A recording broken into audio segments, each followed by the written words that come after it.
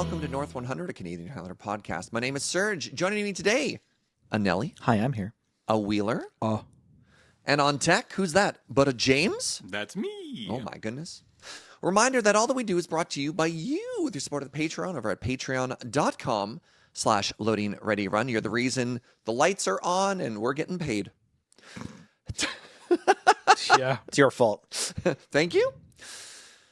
North 100 is also brought to you by our good friends at Card Kingdom, cardkingdom.com/LRR. It's an affiliate code. If you want to buy Lorwyn cards, do it there and use that code. You can also say Loading Ready Run, send me button, please. You get a small 1-inch button that is funny or charming. Haha. Do it. Welcome to part 2 of our Lorwyn set review. Today we're talking about green, gold, and land cards. No notable artifact cards, unfortunately.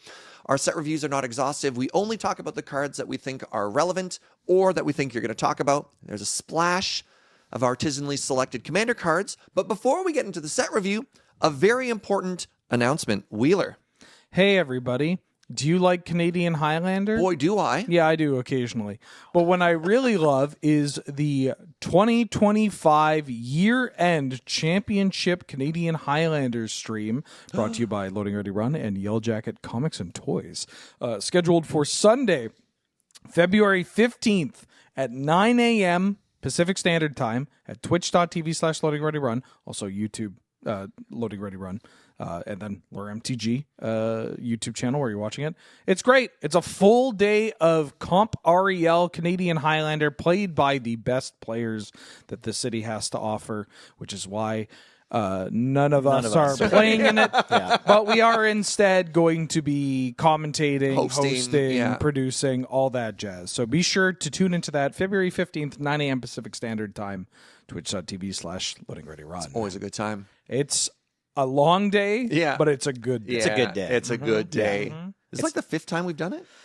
More than About that, yeah. Sounds right. Yeah. Our little contribution. You know, we want you to get to have that. Maybe one day one of us will be back as a player. I mean, some of us have played in this tournament. Yeah. I said that last year. I won the first event of the year. I'm like, I'm so back. And then just lost in the finals like 10 times, and it just didn't matter.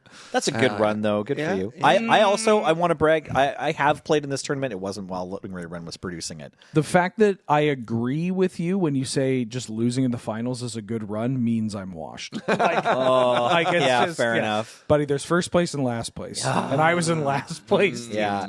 This is what the hill is, actually. It's whether you agree on that specific opinion. That's what separates like the dads from like the young pups. Sure. Like, I didn't win. I enjoyed myself, but I'm a loser. I get it. Yeah. It's great. All right, let's start our set review. And first up, we got a biggie. The Aurora Awakener is a 7-mana 7/7 giant druid. It's also a creature type giant. A 6 and a green. It's got trample and vivid. So vivid is one of the new mechanics in Lorwyn Eclipsed. It just cares about how many differently colored permanents you control. Yep. It's kind of like the opposite of devotion. Sure. Bit, you know? When this creature enters, reveal cards from the top of your library until you reveal X permanent cards, where X is the number of colors among permanents you control. Put any number of those permanent cards onto the battlefield, and then put the rest of the revealed cards on the bottom of your library in a random order. Wheeler. I recall not liking this card when we were looking at the gallery, and I believe you, Serge. Yeah, all right, we'll start off with me, because I'm the reason this is here. Oh, good. I'm glad somebody has a reason that this card's on the list. Yeah. Recurring Nightmare. Okay. Yeah, I love creatures that leave behind an additional body or that bring something with them. In specifically that kind of archetype. I also like when they're easily castable. So sometimes on the Reanimator decks, it's got a single green pip. Yes, I realize it's 7 mana, right? It's not like green, black, blue, right? It's not an Atraxa. Somebody got a Droxa stranded in their hand. Yeah, right? Yeah. So I don't know. It's not the sexiest target that you can have for any of those decks, right? It's no Archon of Cruelty or anything like that. But I do like it specifically in the idea, if you want to be looping something over and over, if this gets you any other creature, you're laughing. I will say, without irony, sure, that if Vivid is 3, which is pretty easy to do in this deck because you play a gold card or whatever. Yeah, exactly.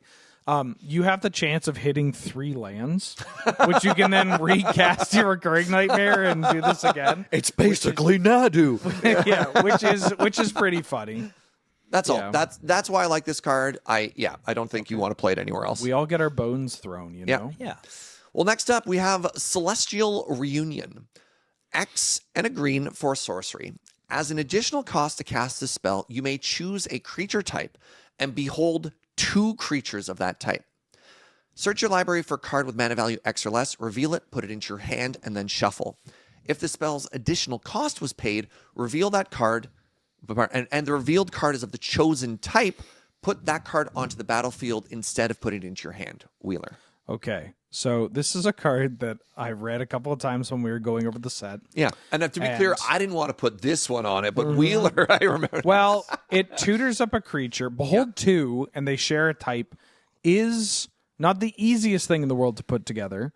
But this card's mythic, so it leads me to believe that they think this card is busted. Or like potentially like too gross without these safety parameters. For something like elves, that's pretty exciting, right? Like I have to control an elf and have another elf in my hand to find a thing. Seems pretty easy Or you to just set up. control 2 elves already. Yeah, right? I control 2 elves. I have 2 elves in my hand. I'm 1-1. Seems pretty easy to set up. I could see it being, a card that you could maybe set up with humans as well. It is unfortunate that you can't have 2 elves and then find a Craterhoof Behemoth. Right. Well, you can. You just have to cast it. Right. Yeah.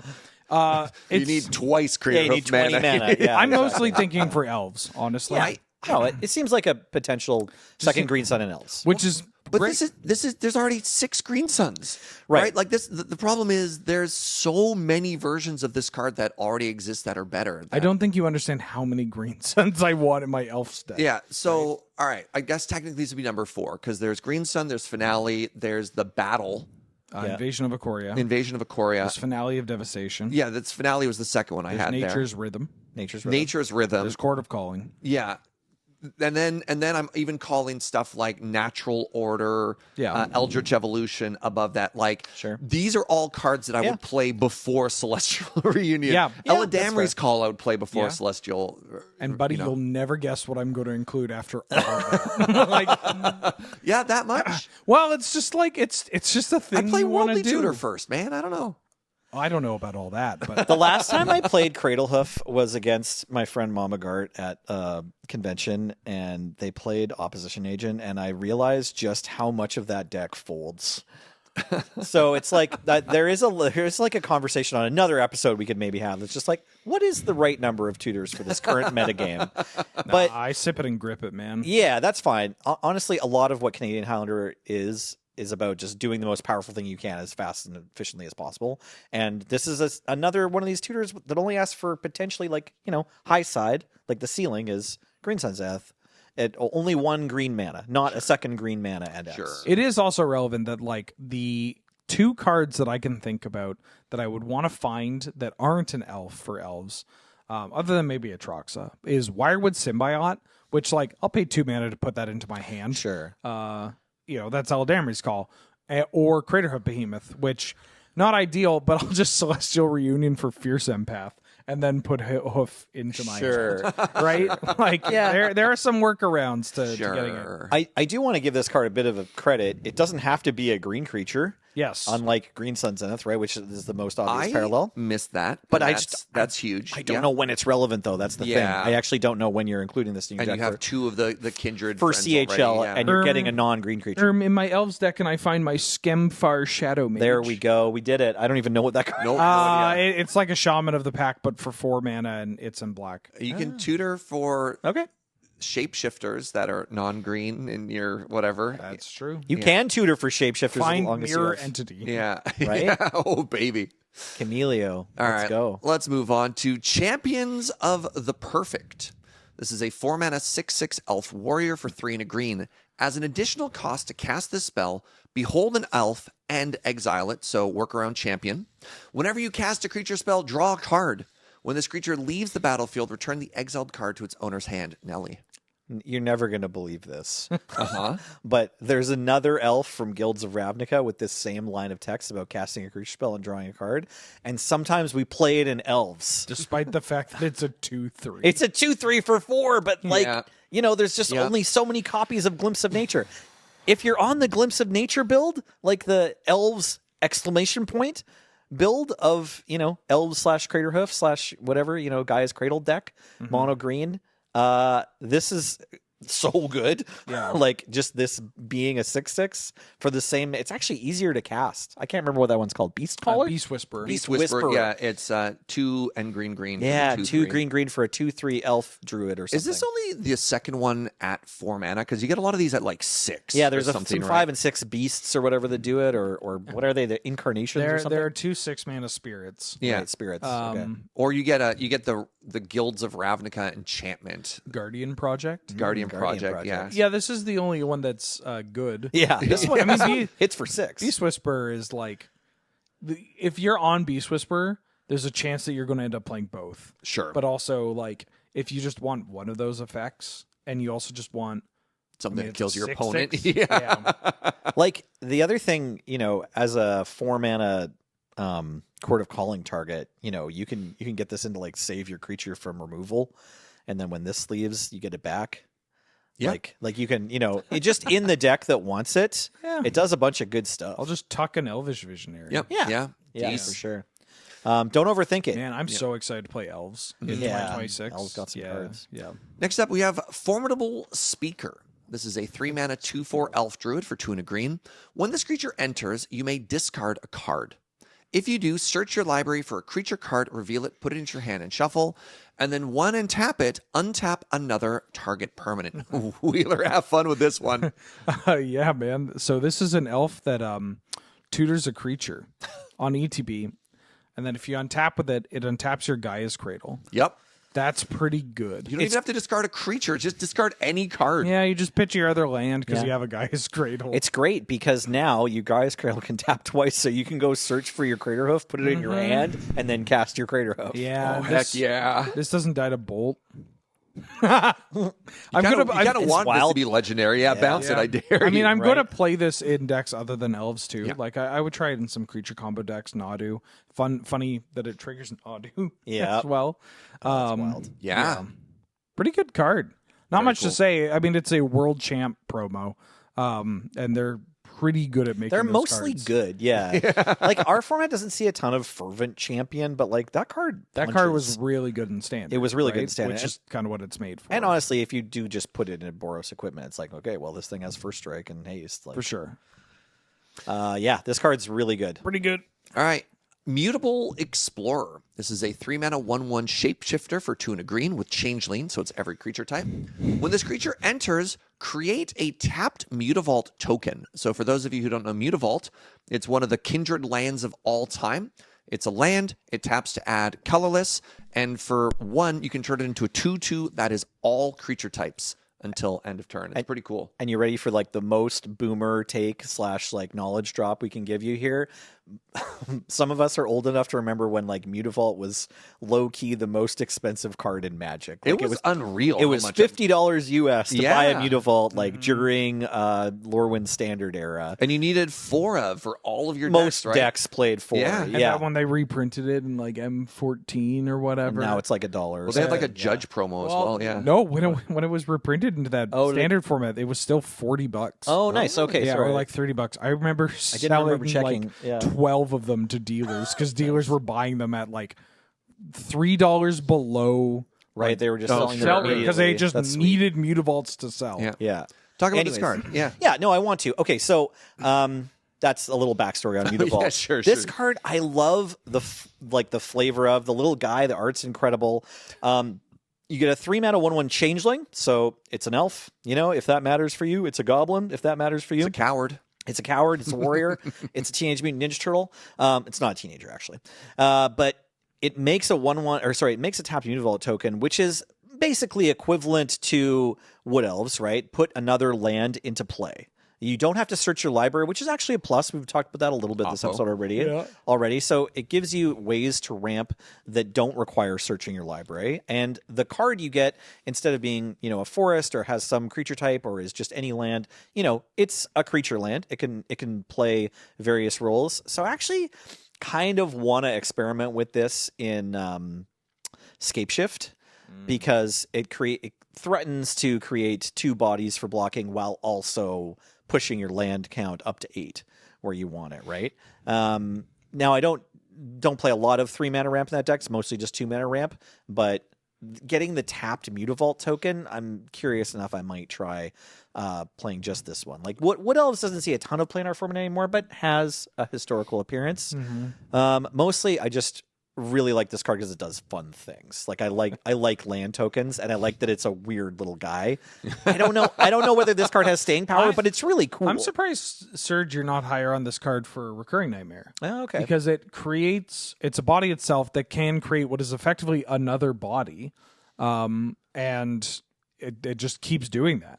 Like either the Mutavault is the other body, or it's more colorless mana to recast your Recurring Nightmare. Interesting. I was just thinking of it like a Wood Elves, which was something I'd had for a bit and got rid of. It's kind of like Wood Elves. It's nice that you can't run out of forests in your deck to find when you're doing loops. That's true. That is true. Yeah, this one always hits, which is kind of huge. That's fun. It's something that we don't see as much of in the paper game, but that you've gotten lots of time now if you played Arena to experiment with all the cards that create or whatever it's called. I can't remember the word for it. I think it is create. Is it? Yeah.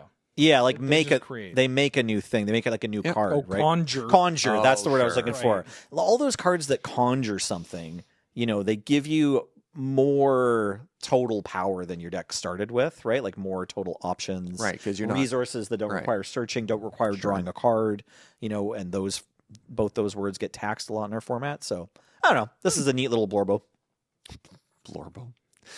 Next up, Selfless Safe Right. This is a 5-mana 4/2 elf warrior for 3 green. It has flash and convoke, so you can make it cheaper by tapping your untapped creatures.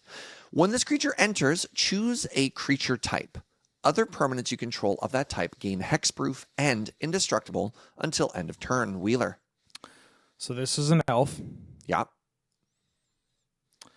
Next we have Shimmer Wild.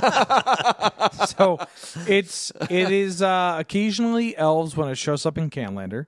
They'll play Caller of the Claw, which is like a 3-mana 2/2 with flash. One of the ETBs for every creature that died, non-token creature. You make a 2/2 bear, which is pretty good. Makes your Cradle still add a bunch of mana. Can crunch in for a bajillion damage or whatever.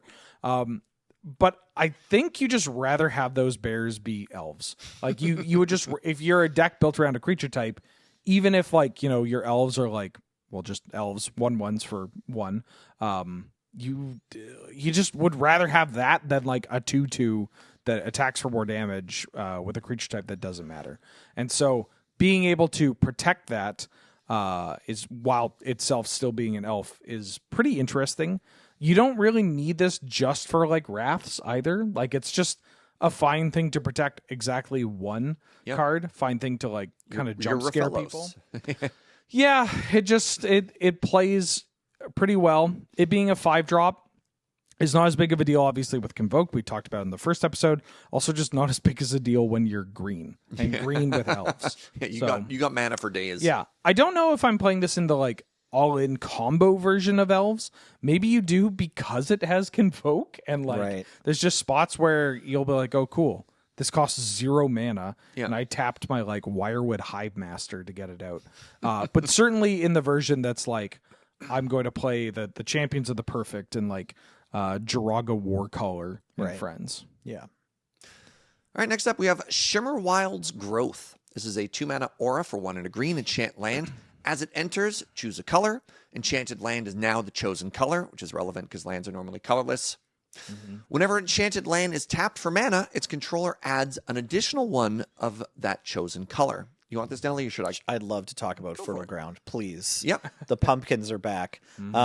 So, yeah, this is kind of an exciting print just because, in Standard, like they currently have Llanowar Elves, but the availability of mana acceleration under 3 mana is very tightly monitored from the like regular releases that go into standard. So like that's kind of exciting. This one's weird. So obviously making your land into a color, they did for Vivid. Right? Like that's an ability word from this set. So this card will help enable those Vivid cards counting for multiple colors.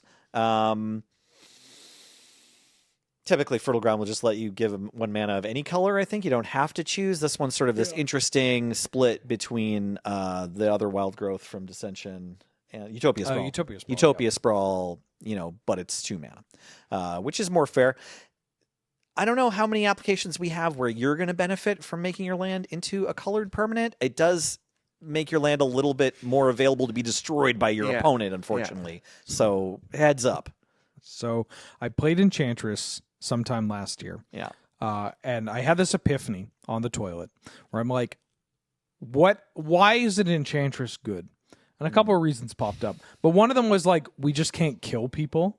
Like, I built this green-white Enchantress that may or may not have seen some play in this studio. But, like, your kill was, like, this enchantment from, like, Brothers War where you would return a thing to your hand. You'd generate infinite mana and then, like, maybe deck your opponent out or, like, get them to concede. And that sucked and took forever. And then my epiphany was, like, what if we just play Storm? And I added like Dark Ritual and Cabal Ritual and squandered resources. And I'm like, I'm going to be Enchantress Storm. Turns out you don't need the rituals. Just put Tendrils of Agony in your Enchantress deck. Okay. And you're just going to kill people. And so having another 2 mana accelerant that triggers your Enchantresses, that fixes your mana for Enchantress is like a legit game. You just need as much density in the lower bit as possible, and especially density that gives you more mana. Yeah. Also, it's so funny. We now have Llanowar Elves, Rampant Growth, and Fertile Ground all in the same standard environment now. Okay. All right. So very weird. Play those 5-drops, kids. They told us we weren't allowed to do that, and now we're allowed to do it. The signets are back. But yeah, one more enchantment, Fertile Ground type card for Enchantress. Heck yeah. All right, Tristan, Callous Cultivator is a 3-mana 3/4 legendary elf druid for 2 and a green. It has Death Touch. Whenever this creature enters or transforms onto this side, mill 3 cards. Then, if there's an elf card in your graveyard, you gain 2 life. At the beginning of your first main phase, you may pay black. If you do, transform Tristan. And on the back side, we have the Penitent color. Also a 3/4 with Death Touch Elf Warlock. When this creature transforms into this side, mill 3, then you may exile an elf from your graveyard.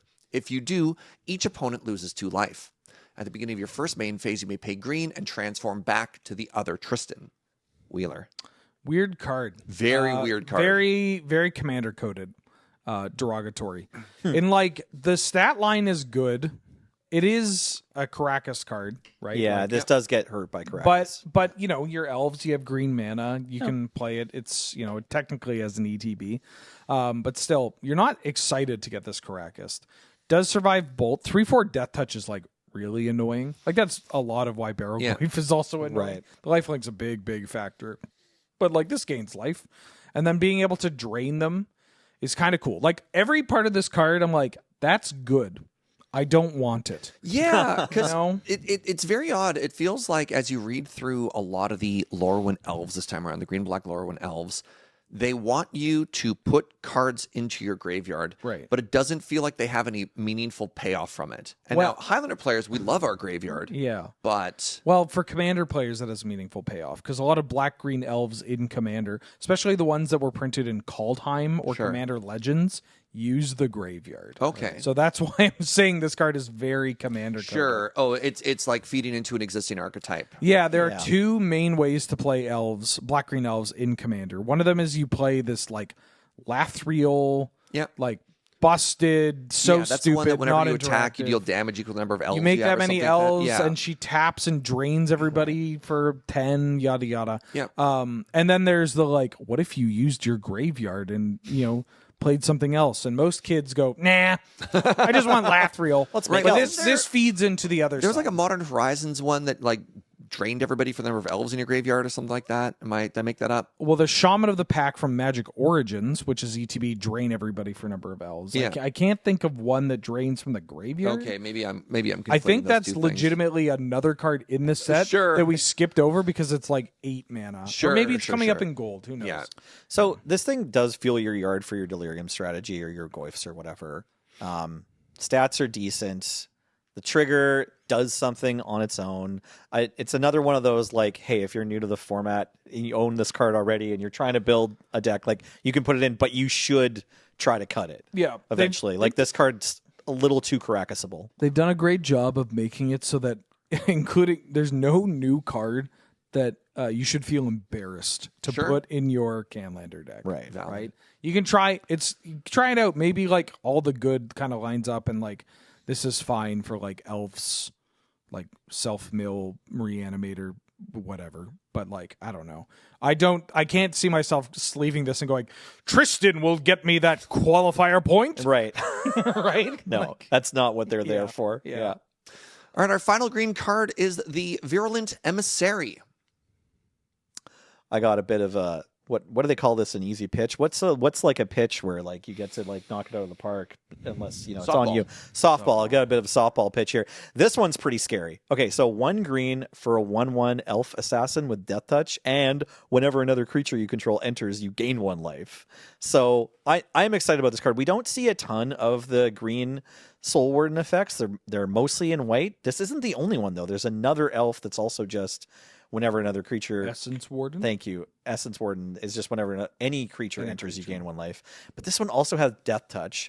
And, like, I wonder if we're in an era of, like, 1/1 Death Touch for 1 creatures are going to keep getting more words until we play them. God, please no. Because this just Please seems like a no. lot. Giving us Soul Warden with Death Touch just seems very messed up. Well, the whole point of Soul Warden is that, like, They sit in the back and you ignore them, right? yeah, you need to just try to keep them to the side, hope they don't get murdered for free by like random abilities, and then like once you have a few pieces together, they can pull off their shtick. Whereas this elf assassin is just like, no, I'll just block their creature if you're not needing to keep me around to combo out. This card isn't Guidasouls, but it is closer to Guidasouls than it is to like Essence Warden, right? Like in the sense that this impacts the board in a way that is really annoying. Yep. Yeah. And like also just does the damn thing. Can you imagine wasting a removal spell on this? It feels so bad. No, Okay. I'd rather die. Now, I'd rather lose. Yeah, caveat. I don't immediately have a home for this thing because like the Soul Warden deck is usually white black. It's yeah. not white green. But like this card is good enough that you need to be like, wait, maybe I build around it. Yeah. Like this card's got enough words on it. It's cheap enough. It's relevant enough that you're like, well, maybe we should try to find a home for it. There are enough decks that just lose to infinite life. Yeah. Yeah. Right? This is another way to just sneak a combo into your, like a 1 more combo into your creature combo deck. Yeah, Or a like- creature combo into your density deck. Like the Safi Eric's Daughter combo deck or like a Devoted Druid, kind of like infinite ETB kind of deck can maybe take advantage of just having a Soul Warden, something to benefit from a card repeatedly changing zones that you can find off Green Sun. Yeah, you maybe just want to sneak this into Sandy B and then make It's sure just- it lines up with something. I feel like I'm a casual player when I look at this and go like, Jesus Christ, right? Like, Yeah. why is it so relevant? Like on the board, annoying ass card. And I'm the guy that likes playing Soul Wardens in this format still. Yeah. Yeah. Yeah. Very weird. So yeah, watch out for this card. I think it'll probably still matter next year. Yeah. All right, welcome to Gold Cards, the single longest section we have for the entire set review. Starting off with Abigail Eloquent First Year. This is a 2-mana 1/1 legendary bird bard for a white-black hybrid. It's got flying, first strike, lifelink, and when Abigail enters, up to 1 other target creature loses all abilities. Put a flying counter, a first strike counter, and a lifelink counter on that creature. Wheeler.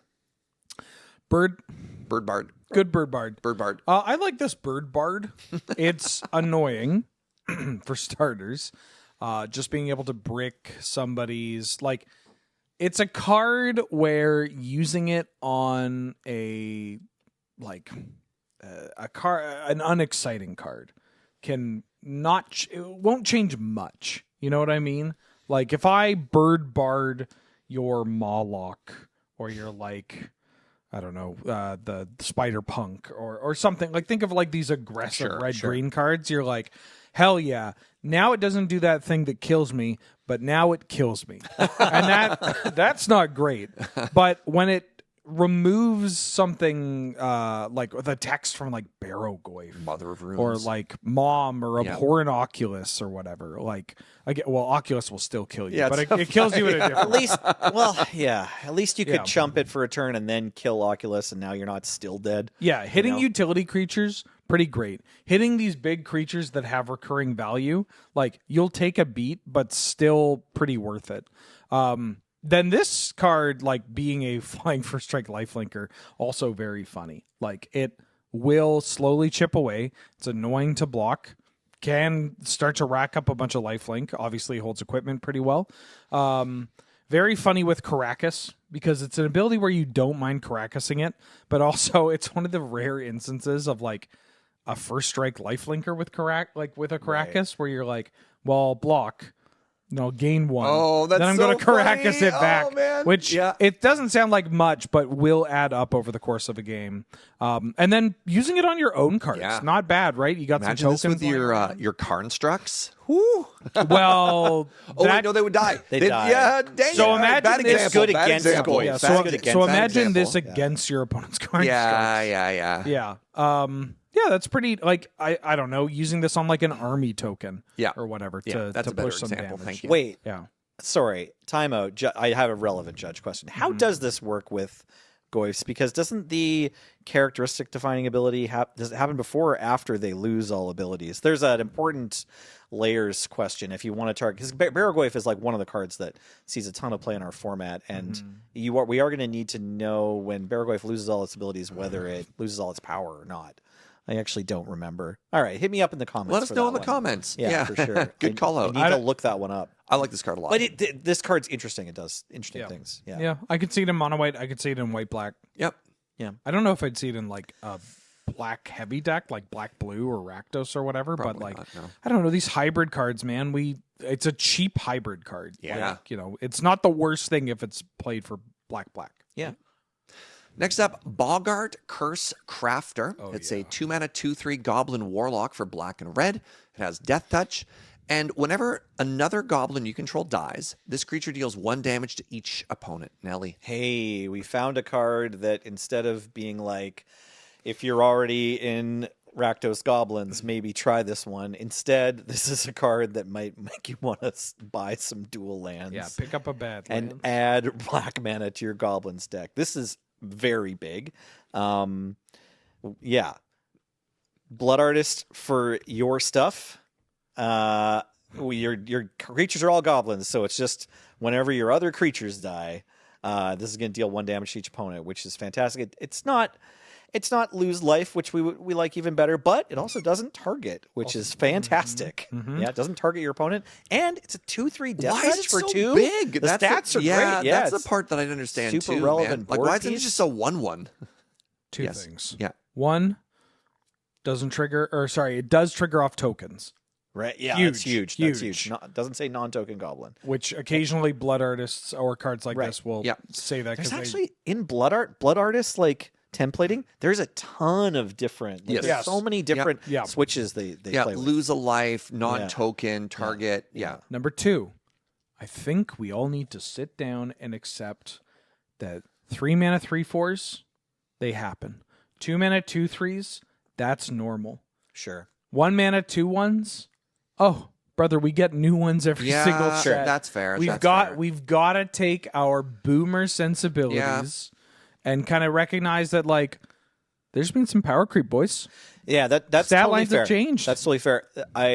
This is a small counterpoint or whatever, or just to like give you the context. Serge and I would be really excited about this card if it had the same words and was a 1/1. Or even a Yes. 0/1, Yeah. right? Yeah. Yeah. 2 mana 0/1 Goblin Blood Artist. Are you Sure. kidding me? I agree because it's got Death Touch. Like, why is it a 2/3? Yeah. Yeah. So a lot going for this card. I'm just saying, how much time do you think we spend every episode where we're like, Sure. That's Look and at I the stats. can't believe it's a 3/2. Yeah. Why Frankly, is it- my boys, Yeah, I yeah. can. All Right. No, that's fair. I can nowadays. That's fair. But yeah, this card looks like it's up there with Musician Expert for reasons to play black Yeah. in Goblins. And doesn't have a ton of other uses, although, man, if you're just putting it in some sort of random Rakdos value deck, it is a 2/3 Death Touch for Sure. 2. It's also, you're not like playing this 50-50, we should say, right? Like Rakdos Goblins is more like 80-20 or 70-30. Yeah. Like, very a sprinkling of black. yeah, and you'll just be happy to have like, ooh, a Surveil land. Yep. Yeah. Big. All right. So the boogeyman in the room, Lorwyn is the set that introduced Evoke. Yes. And then we all got burnt by the elemental invocations in Modern Horizons 3. Yes. And so elemental creatures with Evoke are back in Lorwyn. Yes. And we're talking about the whole series, and they're all printed at Mythic. And the first one is Catharsis. Now, you'll notice some pretty big differences after that introduction. So Catharsis is a 6-mana 3/4 elemental incarnation for 4 and a red-white hybrid. When this creature enters, if white was spent to cast it, create 2 1/1 green-white Kithkin creature tokens.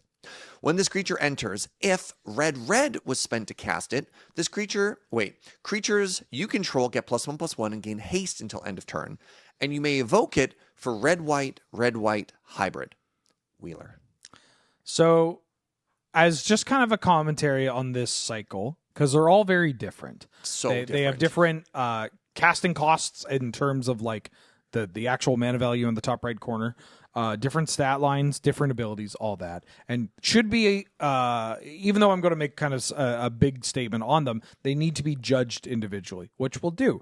But you got to look at a lot of these as like, how much do I actually care about the individual abilities, right? Yep. Like, how do I really want to play a dragon fodder, right? White, or make 2 tokens for 2 mana, and it's like, yeah, actually, we're kind of doing that. There's a deck that's doing that. Yeah. And like, then you kind of have to say like, okay, well, how do I feel about just having the ability to pay 2 mana to buff my entire team?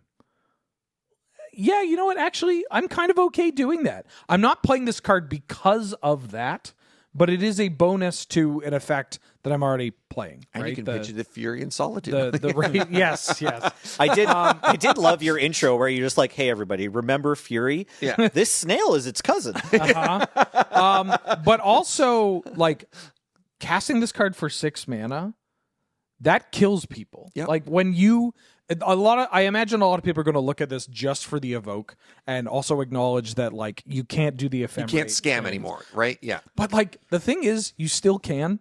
Yeah, you still get a 3/4. You get the still get first a mode, 3/4, and you get the creature which afterwards is for one not spell. bad, Yeah. right? Like, it's just, it's not the scam that we know and love, which is watch some previous North 100 showdowns involving myself and Nelson in Solitude, where there are some salty comments. Yeah. But guess what? That's Highlander dumbasses. Like, that's just this format. how it goes. You're gonna get incarnationed into the dirt, and this will still incarnation you into the dirt. like this just not snail. the way you normally Look how happy the experience it. snail is. Oh, it's great. Yeah. But like 6 mana in these token decks are usually Mox decks. Yep. They're often decks with Ancient Tomb as well. Like, They're playing a bunch of X white spells that make tokens. Yeah, but like, if you cast this for like red, white, and then tap your Ancient Tomb, this ends the game. Yeah. Right? It's so much damage. It's so much damage. Yeah, cool. So yeah, I like Catharsis, but if you asked me about this like 3 years ago, I probably would have been lower on it. Sure. Because we just didn't have the, like, I would be like, yeah, you could play tokens. Tokens is like won Yes. tournaments in Highlander before, but I'm not like, I'm not scared of tokens. Now, if I sit down Monday night and Yeah. Jason Jobin's across the table, You're like, oh God, I and hope he's not on Catharsis. You're like, Yeah, I'm so man. dead. you're about to die to cards that you haven't died to since the pre-release. Yeah. Like, yeah. it's- No, 5 yeah. years ago, Tokens was like, oh, interesting. Yeah, maybe this is a place to explore. And then last year, Tokens is like, oh no. Which in hindsight is wild because I think about the like conversion rate of people playing token stacks and like they were winning constantly. Like we had like a couple of Naya tokens players, a couple of Selesnya tokens players that like when they brought it, they would come win out that often. But they wouldn't come out that often. Yeah, they would win a ton. Yeah, fair. Anyways, Catharsis, pretty all right. Next up, we have Deceit from the same cycle. This is the blue-black one. So 6 mana, 5/5 elemental incarnation for 4 and a blue-black hybrid. When this creature enters, if blue-blue was spent to cast it, return up to one other target non-land permanent to its owner's hand. If black-black was spent to cast it, target opponent reveals their hand, you choose a non-land card from it, that player discards that card, and you may evoke it for blue-black hybrid. Nelly. So 2 mana for Thoughtseize is a little more than we want to play, but having more hand attack effects in your black deck that you have access to for the turns that you need to disrupt your opponent, like, you know, on various hands, is really nice. And then, like we just talked about the other one, playing double duty is also very exciting. So I'm saying that, like, black to take one card isn't something you're excited about to like sleep up your deck, but actually when you do it in the game, like, you know, you turn 1, you duress them, turn 2, you evoke Deceit. Like, that feels fine. If you spend your second turn just doing the same thing you did on your first turn, oftentimes, like specifically when it's hand attacking, that's going to work out pretty good.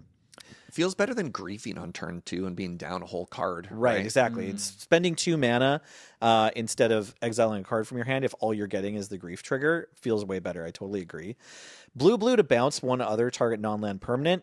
This one is a bit less exciting for me. It does say non-land. If it's blue to bounce any permanent is crazy powerful, and you'd be excited just to do that. Boomerang. But yeah, if you just need to unsummon their thing, you know, you can take out the cat from a Johnny, and now it's like, well, I'm really not that worried about that Johnny anymore.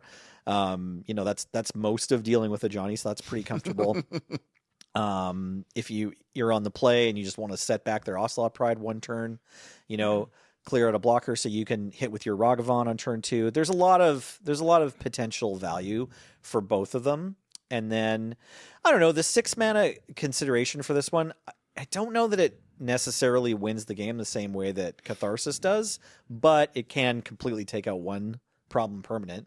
So that's nice. The nice thing is, take out, because the bounce happens first and then the hand attack, so you get the wombo and combo. Exactly. This is a better one to scam, I find, because like you layer the triggers so that you look at their hand and you get rid of the removal spell, and then you ephemerate it. Malakir Rebirth or your Malakir Rebirth or reanimate, and now you're like, I know you don't have a removal spell, and now I have a 5/5. It's got 5 power, exactly, which is a good clock. Cool. Yeah. Next up, we have Deep Channel Duelist. This is a 2 mana 2/2 Merfolk Soldier for a white and a blue. At the beginning of your end step, untap target Merfolk you control, and other Merfolks you control get +2/+2, a 2 mana Lord and Merfolk. How do we feel about that, Wheeler? So Serge, just +1/+1. Just +1/+1. What did I say? Do you want to guess? You said +2/+2. Really? Yeah. Well, you were probably just reading. I was reading the 2/2. Yeah, it's okay. That would have been incredible, though. Can you imagine? How many years before they print that card? So my bit about why I want to play this was just going to be reading the rules text, but now I feel like if I did it, it's an unnecessary jab against Serge, so I'm still going to do it. At the beginning of your end step, you untap target Merfolk you control, and other Merfolk you control get +1/+1. Dog, I play this already without the first line of text in a worse color. Yeah. I am going to play this card. Redundancy on Lords is huge, and the fact that this is a color that isn't blue is legit better, right? Like that's the funny thing to think about. It's like, because you think of Merfolk and you think like it's mostly blue, similar to how Goblins is played, right? Sure. Like if you're building like Bant Merfolk, you're like 60% blue with 20/20, or like 70 and then 15/15, or like a lot of the blue and white cards are also, or green and white cards are also they're blue. also blue, which is so important. And like, but even like this card existing and comparing it to the 2 mana Lord from Ixalan that is just like your other Merfolk get +1/+1 means that I can fetch a Savannah and not feel like an idiot, and that is huge. It feels like I can now, because that was an issue with Bant Merfolk, is you played the Savannah and the Devil Guard and you're like, well, this might as Yeah. well be a Colorless waste. land, These are mulligans. Yeah. Yeah. But Yeah. now I can play, and you don't need much. I think you're on like Savannah, Temple Garden, the Lush Portico. Yeah. Yeah. Maybe one of the Verge, but like also probably not. Right. And you just those are your green white lands, and you feel good about your decision. Yeah. God, I'm excited for Merfolk, man. Yeah. Deep Way Navigator. Oh, Another 2-mana merfolk. For white and blue, you get a Merfolk Wizard 2/2. This has flash. When this creature enters, untap each other merfolk you control. As long as you attacked with 3 or more merfolk this turn, merfolk you control get +1/+1. All right. Go ahead. It's just carved rules, dog. Yeah. Yeah. Let me hit you with this, okay? For white and a blue, you have a 2/2 Merfolk Wizard with flash. Hey, I read this one right this time. And when I know, but I'm doing the Yeah, bit. When it yeah. enters, untap each other merfolk you control. And as long as you attack with 3 or more merfolk, your merfolk gets +1 power. It's weird how similar this card is to the last one. You get to play this one after you attacked instead of before, but then you hopefully still get the +1 power. That part's the same. And then instead of untapping one creature at the end of turn, you just get to untap all of your other merfolk when you cast this. So very similar. It's like another Lord. You should probably play it. It is worth mentioning there are good merfolk with tap abilities too. Yeah, like right. it's not just like the getting in for damage. Like Merfolk Sovereign, making them just straight up unblockable, especially against decks that don't have islands. Which I mean, imagine not having an island, Right? Or like Tidal Warriors, like Yep. the creatures that tap to turn something into an island, and just like if I could be playing Merfolk and like I go turn 1 Tidal Warrior, turn 2 your upkeep, tap Tidal Warrior, make that an island, flash this Rich and in, port your other land. untap it, and hit your other land, right? Like it just Yeah. plays into the mana denial, and just again that pip. Sorry. I'm really into fish. Nice. That's valid. This is a really cool art. I'm Troy McClure over here. Yeah. But yeah, this is another Merfolk Lord. Like it pumps all of your Merfolk's power. Also, combos with Splinter Twin. Oh. Doesn't combo. Yeah. I was just thinking about that, right? Because you can yeah. Doesn't combo with Doesn't Kiki. combo with Kiki Jiki, but it combos with Twin. You only need to give Kiki Jiki all creature types once. Sure. We found a use for the the new- Oko. Oh, go! Good lord. All right. Next up, Eclipsed Bogart. So this is a cycle of like hybrid cards. We're not covering all of them because they're not all worth talking One of about, them's but this a one's worth gift gift. talking about. So for black red hybrid, you get a 2/3 Goblin Scout with, when this creature enters, look at the top 4 cards of your library. You may reveal a goblin, a swamp, or a mountain card and put it into your hand. Put the rest on the bottom of your library in a random order. Wheeler. This as a cycle is kind of interesting.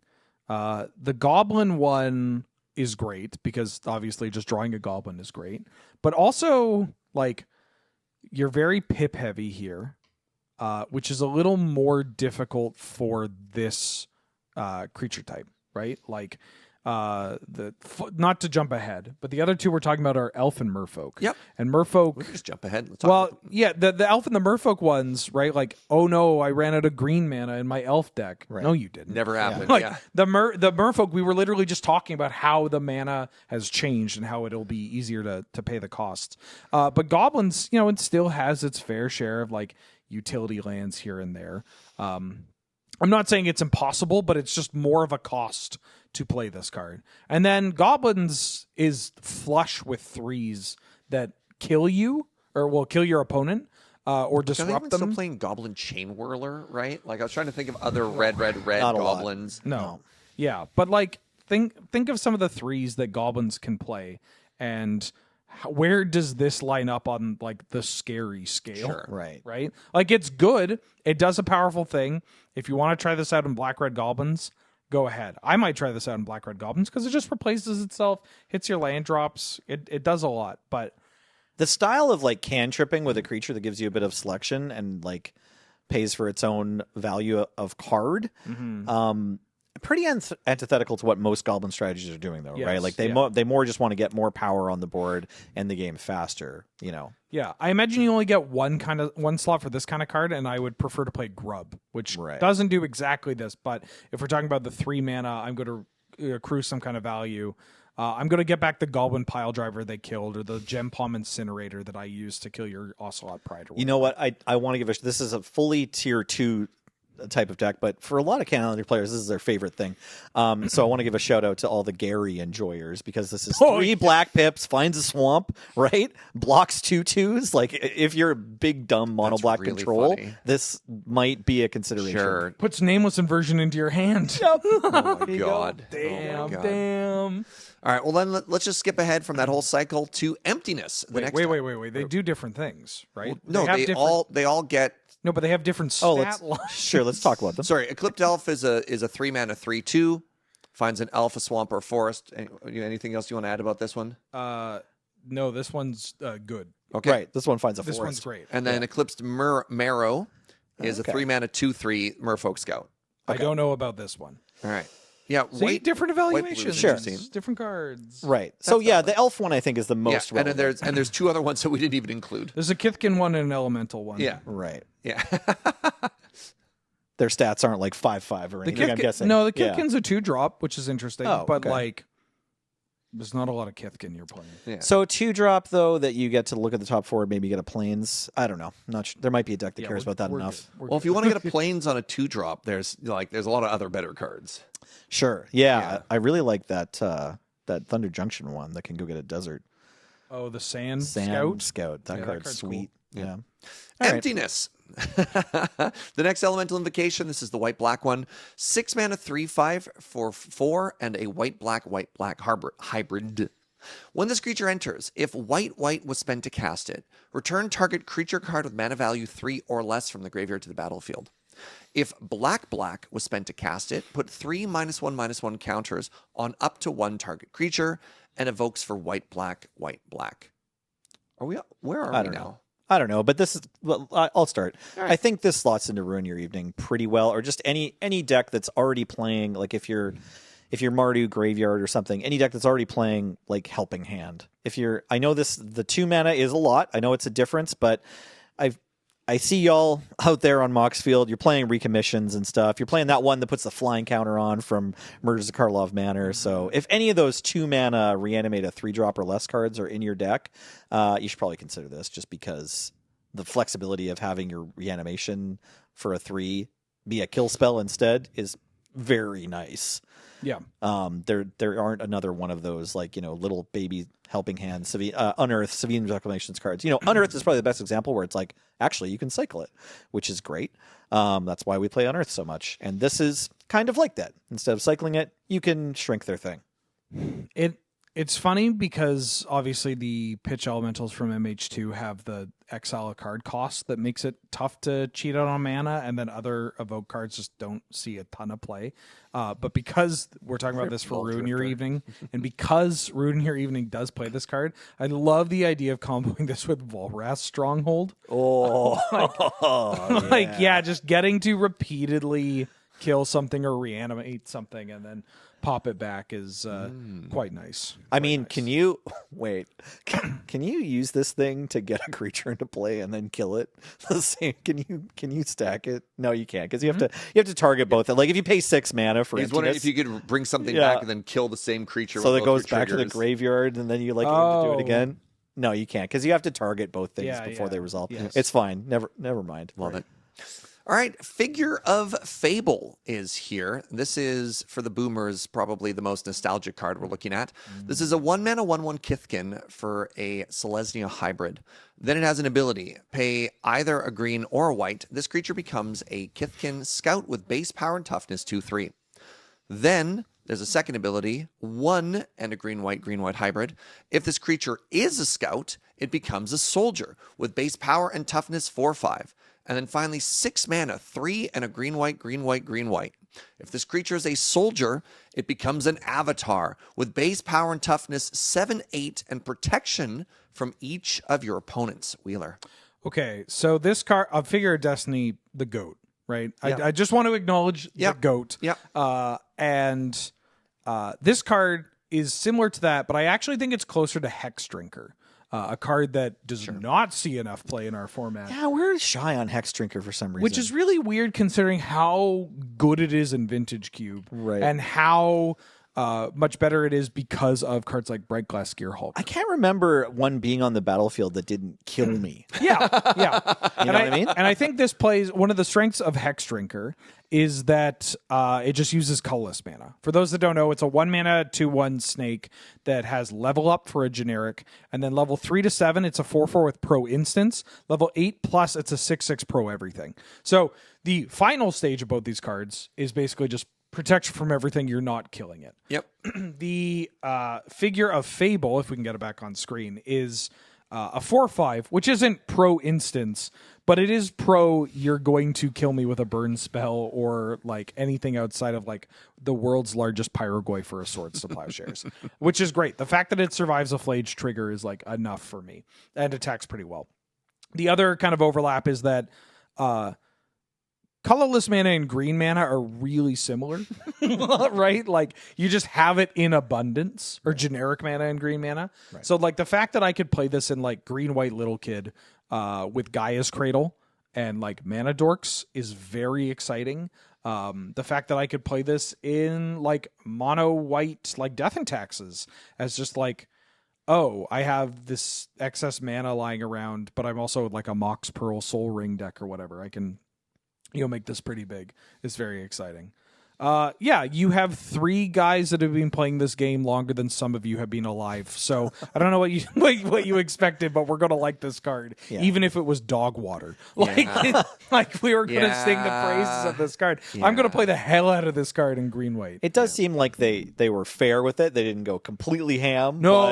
It's still good. Relatively reserved. Yeah. They've been trying to print different versions of this card for a long time. We even had one in Lord of the Rings recently with the level up Frodo. Right? Yeah, that Frodo was a disappointment. Yeah, but you could see like they've been the figure of Destiny is just so iconic. They've been for sure. There's one in Kaldheim with snow. I liked Evolved Sleeper from Dominaria United. Yeah, that card was good. That card's good. Yeah. Next up, we have Lorwyn Imperfect Naturalist. This is a 2-mana 1/3 legendary elf druid for a black-green hybrid. When Lorwyn enters, mill 4 cards. Then you may put a creature or land from amongst the milled cards on top of your library. Then, for 2 and a black-green, boomers rejoice. Discard a land card. Create a 1/1 black and green worm creature token for each land card in your graveyard. And if you know what card that is referencing, it's time to take your back medication. Nelly, your thoughts? I want to hear your thoughts more on it because I think you've played so much more of that retrace spell than I have. This is obviously a reference to Worm Harvest, one of the greatest, grindiest, slow graveyard matters cards of all time. Oh, yeah. Yeah. This card, if it didn't reference Worm Harvest, I think it would be completely forgettable. And I think it's just completely forgettable. This is what I was talking about before with I got a home for this bet. It doesn't draw a card. Do you like this? I like it in exactly one list. Okay, wait. Let me try to figure out which deck off. you're going to say. It's not Dredge. It is Dredge. It's Dredge. Yeah. You just love the milling and the choosing what to put back. You can put like another Dredger on top or something. I like the cards that cares about it game mills. Yeah. I like that it happens to cast Hogak. It's a creature that casts Hogak that mills. That this is going to sound so funny, but if you've played Dredge and you've had a Bazaar game, you like Bazaar. You know how important the games where you have Bazaar plus Urborg or Bazaar plus Yavimaya, and you have to stretch your mana base around that are. Right. The fact that you can use it to just hit land drops, which if you have the Bazaar games, sometimes can be a little tough. That you can pop a Dredger on top is pretty nice. If you happen to mill it, or like a Metamorphosis Fanatic, if you get a little lucky, it does a lot for that deck. And like the floor is it's a 1/3 that casts Hogak that mills me. Like that's okay. And then late, maybe I just start worm harvesting. And in that deck, when you worm harvest, you get like 31 ones. Yes. Yeah. And relevant, it's not as a sorcery.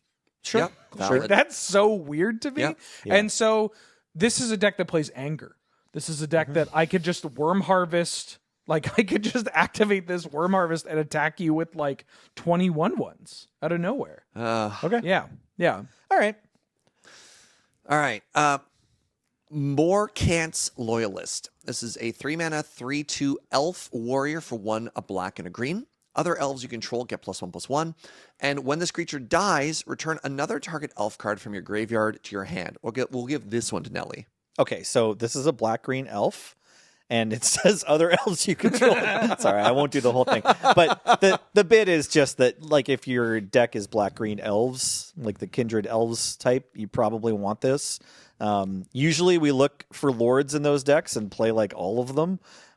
This is one of those. Plus, you get to raise dead when it dies. Yeah, I don't know how much more you want. I mean, I will say that, like, I think there are the two types of elves. They're the, like, I'm elves, haha, glimpse, hoof, kill you deck. And then there's the, like, I'm elves, here's Elvish Champion, here's, Herald of the Skemfar or whatever. Yeah, thought sees that you. second one Yeah. was less impressive. Like, just didn't punch as hard, that sort of thing. Well, actually, it punched harder, but you know what I mean. Didn't win as many matches. Yeah. Yes, but we just kind of hit a density where I'm like, no, actually, that's kind of dope. Like, you are the Mana Dork deck. You will have 3 on turn 2, and if you don't, well, then you get to play your Wirewood Hivemaster, your Elvish Warcaller, or whatever, and then they have to kill that. And if they kill that, then they're not killing your Lord. Hopefully, Right. Like, it just we now have a density that second deck feels a little more real. Like a genuine decision to make with, like, how you want to use your Llanowar elves, All right, next up, Tam, Mindful First Year. This is a 2-mana, 2/2 legendary Gorgon Wizard for 1 and a green-blue hybrid. Each other creature you control has hexproof from each of its colors, and then tap, target creature you control becomes all colors until end of turn. Wheeler. I don't know what the hell I'm doing with this card, What's going but on it's here? like pretty, like, that's a scary ability. Isn't this a new Mother of Runes, but not in white? Is that not what we're looking at here? No, because if you go to Fatal Push, I mean, kinda. Kind of? Yes, kinda. I don't know. Hexproof is a lot different from than Protection. Sure, obviously. Yeah. And 2 mana is twice as much as 1. Yep. And blue-green is not really the best color for... I mean, like, green, maybe? Like, I could see trying this in Green-White Little Kid, or, like, in Abzan... or Selesnya Ruin Your Evening. I really like Selesnya Ruin Your Evening. But, like, it's the kind of card that I read, I'm like, okay, everything this says is good. In fact, can be quite frustrating for people to deal with. Do I want to play this? Right. Like, Is this- am I playing? If Sorensen was still around, like the Sorensen Tempo deck, is this the sort of thing you think would be good for it? Just to... No. I think that deck would just rather have bigger Sure, jerks, sure. right? But, Okay, like, how about a bug Time Walk Tempo shell? Does that want this? I'm trying to find homes for this card. Yeah. I think you Right? have Like to I'm ignore, literally spitballing. Yeah, I think you got to ignore the blue mostly. Like the Fascinating. blue, ignore the blue in the fact that you're casting the spell, but remind yourself that there's blue when your opponent has, like, I don't know, a Brazen Borrower or whatever, right? Like, it's God, it's so weird. I want to try this out, but also, I don't know, man. This, Like, Mother of Runes is so powerful that even a really weird version of it that seems to have some problems, probably worth experimenting with, right? Yeah, there's enough good going on in this card that I would not be surprised if it does have a home, or that it, like, when you play it, it does the job. It's finding where you play it and, like, whether or not that it's the correct usage of that card slot. Also, what are you talking about, Gorgon? This is I? There's no snakes. No, I think their hair is snakes, right? Yeah. But why are they a Gorgon? Is this card from another plane? It's from visiting? So these are, okay. there's the 5 story characters, and you're like Okay. Abigail, the first one you talked about, are all first years from Strixhaven who have arrived in this plane. Gotcha. So I think we only talked about 2, which is Abigail, the bird bard. Yeah, I remember. And now we have the Gorgon wizard. Look, I'm just saying that there are a lot of merfolk in this set that just look like actual factual fish, and that rocks. Sure. And I guess this is probably a Strixhaven thing, but like, Sure.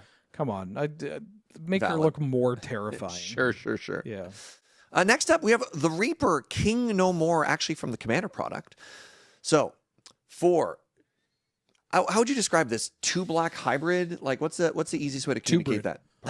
Two-brid. Two-brid, colorless hybrid or something? Two-brid black, two-brid red, two-brid green. Yeah. Gets you a 3/3 legendary artifact creature Scarecrow. Love that the Scarecrows are back, by the way. When the Reaper enters, put a -1/-1 counter on each of up to 2 target creatures. Whenever a creature an opponent controls with a -1/-1 counter on it dies, you may put that card onto the battlefield under your control. Do this only once each turn. Wheeler. I like this card, actually. It being 3 mana is nice. Or like 3 mana, 3/3 with an ETB that is not something you want to Caracas. Because this is just going to kill every creature your opponent plays. And it's in the right colors for what it's worth. Yep. Jund with Delirium, especially. Like we've seen Jund mid-range decks that go heavier on Delirium. We've also seen just Jund Delirium that like really buy into this theme. Being able to kill your opponent's creatures and then steal them all as like one package, like nice Ocelot Pride, nice Mana Dork, X1s, Fairy Mastermind, whatever. Pretty scary, but also just shrinking your opponent's cards is relevant, right? Like it just kind of hits the table and makes them smaller and less likely to be able to block the Reaper in a profitable manner. I love that it draws a card off up the beanstalk. I don't know how relevant that's going to be, but like something we haven't really mentioned with some of these elementals. There's some weird stuff about this, though, because, it's simultaneously a 3-drop, but it's also a 6-drop, which makes it terrible if you're trying to Eldritch Evolution for it or Green Sun for it. Like, it's not as flexible in that role, specifically because of that weirdness, too. Yeah, fair. It's not pure upside. It's also, like, -1/-1 counters are rare, but there are decks that see play in our format that want this card that play some of the few -1/-1 counters. The Spitting Dilophosaurus card, like that stupid Jurassic Park, is shockingly. In my brain, all I was thinking is like, who's still playing Black Sun Zenith? Right. But yeah, they show up, and so there's some splash damage with that. The Spitting Dilophosaurus, 3 mana, 3/2 in black. Whenever it enters or attacks, you put a -1/-1 counter on one target creature. Creatures your opponents control with -1/-1 counters on them can't block. This card kills people. Yeah. Despite the fact that it dies to everything, it does kill people. I mean, it's got the same stat line as Oppo. Yeah, you know? that's true. Well, Oppo doesn't have. I mean, the Flash Oppo. Nothing kills Oppo, ever. No, that. Kills Oppo. You Oppo in response to the fetch land, they concede. Yeah. Yeah.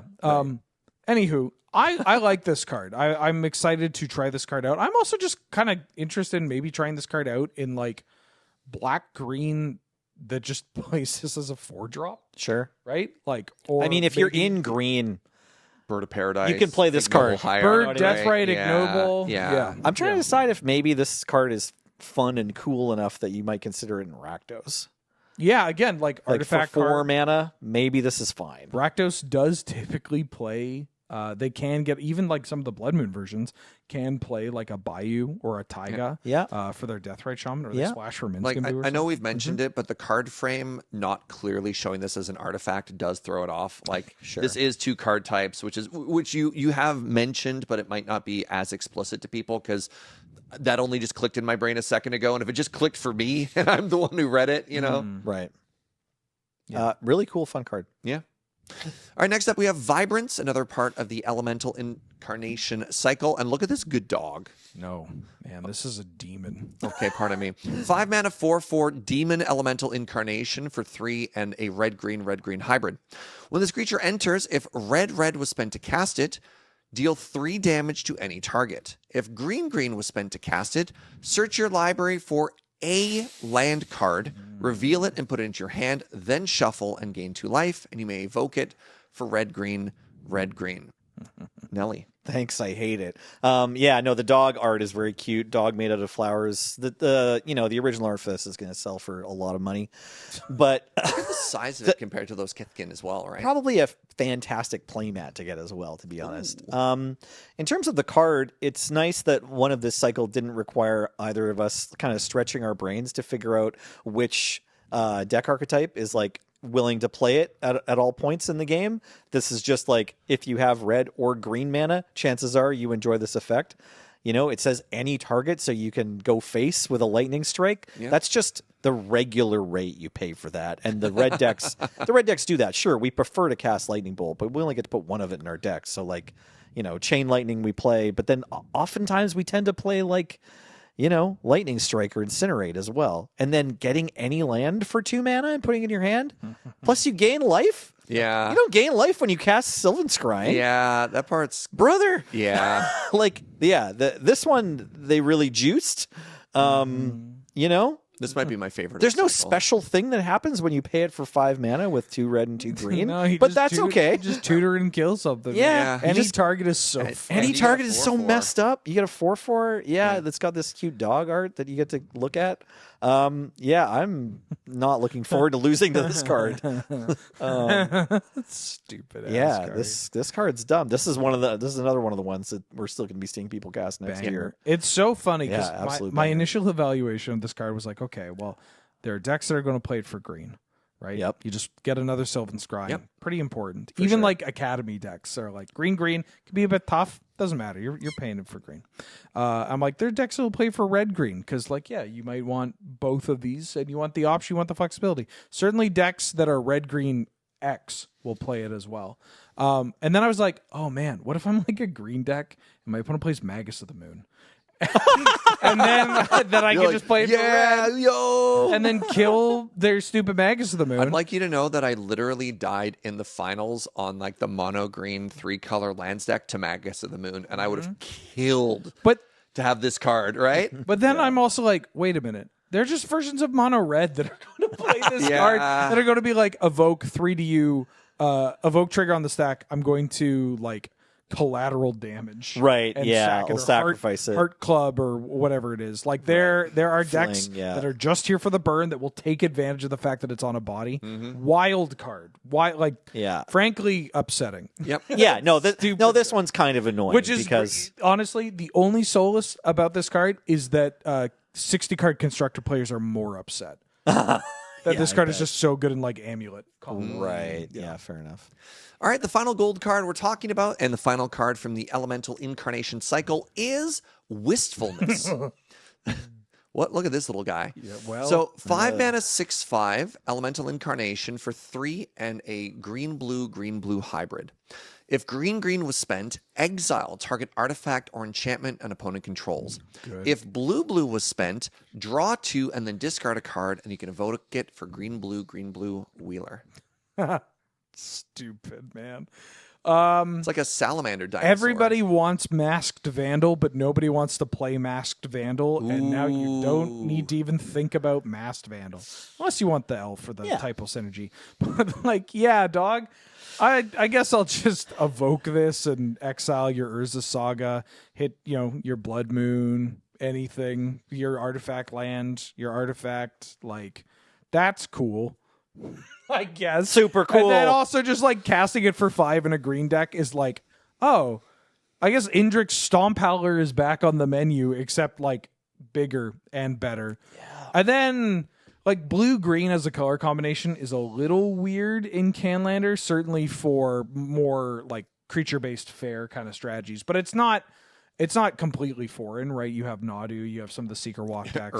It's just like not that bad to have this creature also just randomly be draw 2, discard 1 for 2 mana. That's just Chart a Course half the time, which is not a bad Magic card. No, it's totally fair, fine effect for the 2 blue pips. Like I could see this card being played in like Sultai Reanimator.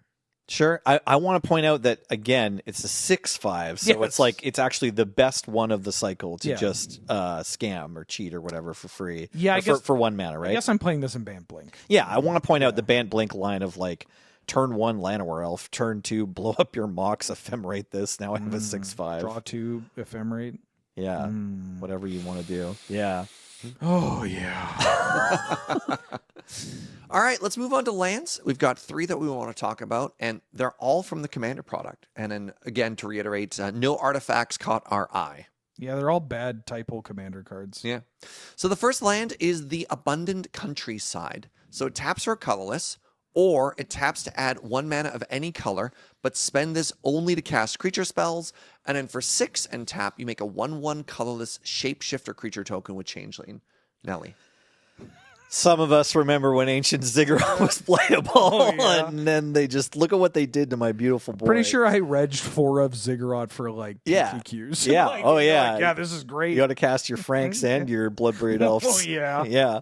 Or your pancake flippers. Yeah. War Monk. Yeah, exactly. So All upside, no downside. yeah, they're like, remember when you had to like choose a lane to put an Ancient Ziggurat in your deck? Not anymore, baby.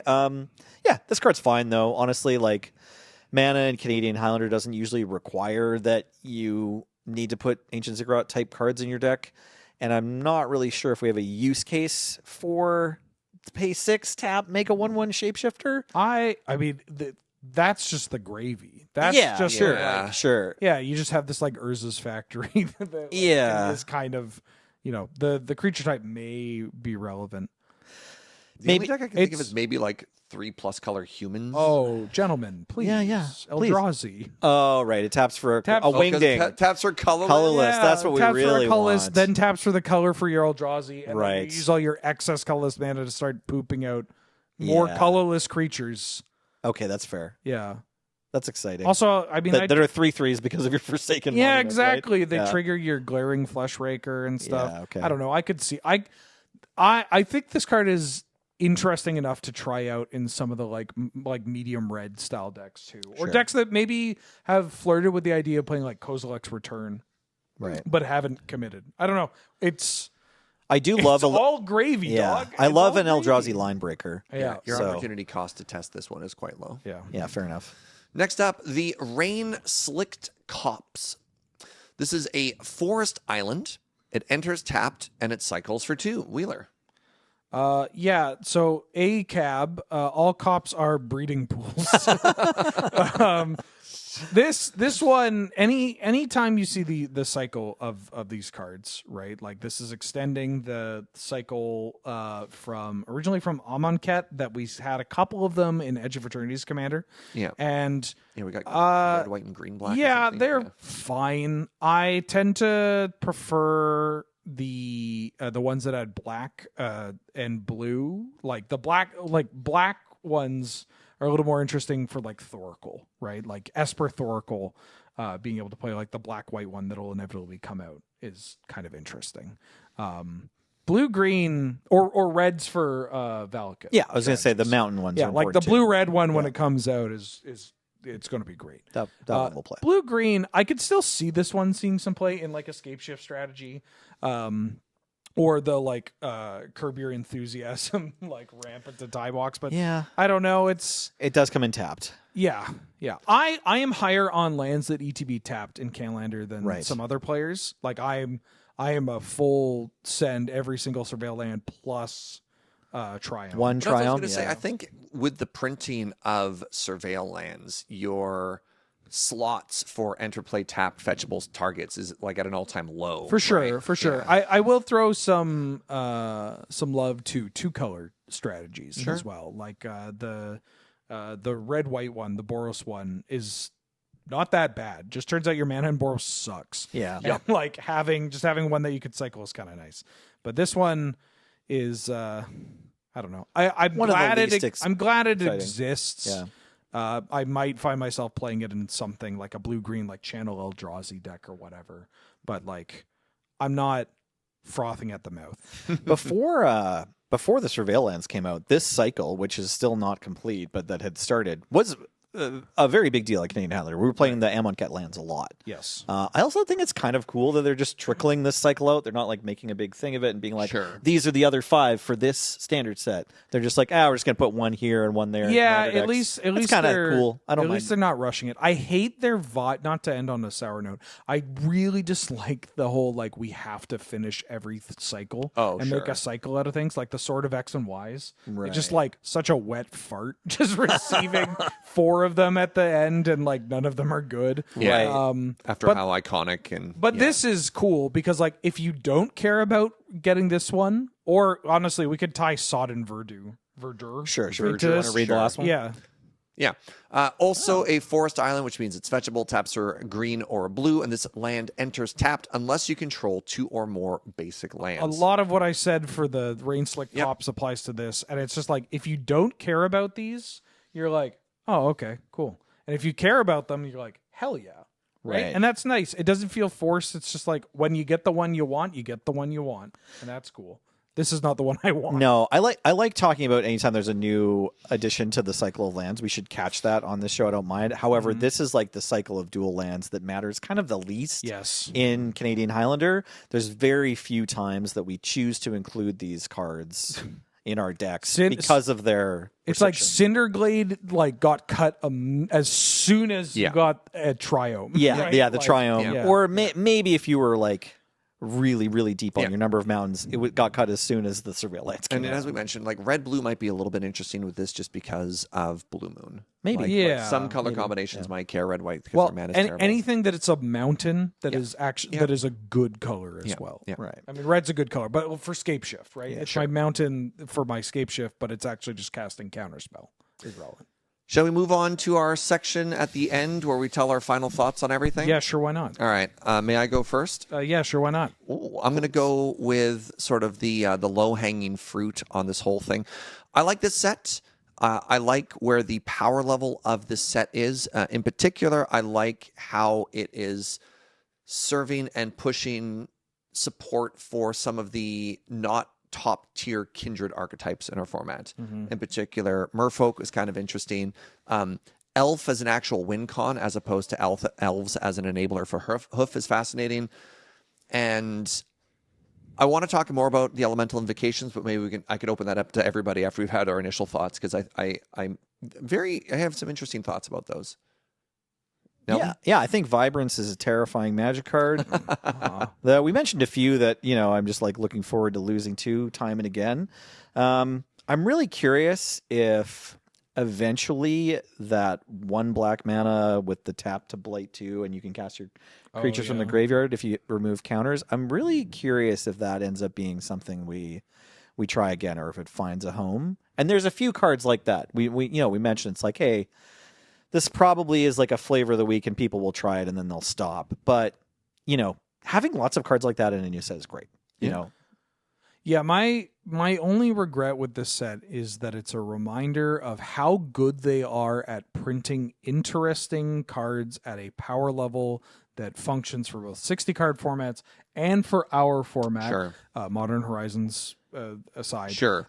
And how I just like, how much time are we going to get to explore this? Like, this set has so many interesting cards that I want to play, that inspire me to build, to revisit Merfolk, to build fairies, to try out different versions of goblins, whatever.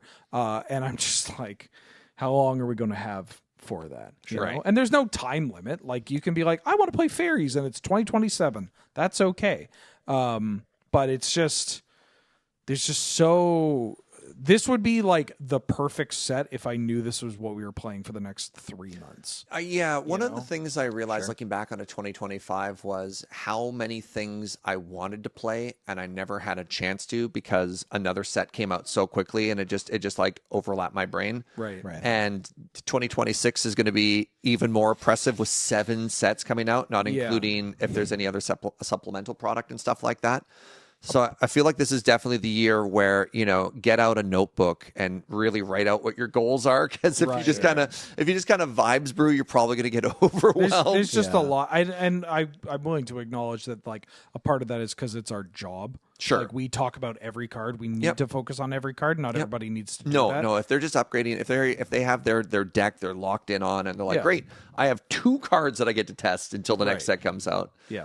That's kind of huge. All right, talk to me about the elemental invocations, because the first evoke cards were really interesting. Like Mole Drifter was so beloved, and one of the appeals of getting into early Canadian Highlander, especially for the boomers amongst us, was like, oh my god, I can finally play Mole Drifter again. I love that card. I love cheating on mana. Right. Then Modern Horizons 3 came out, and the entire cycle became a nightmare.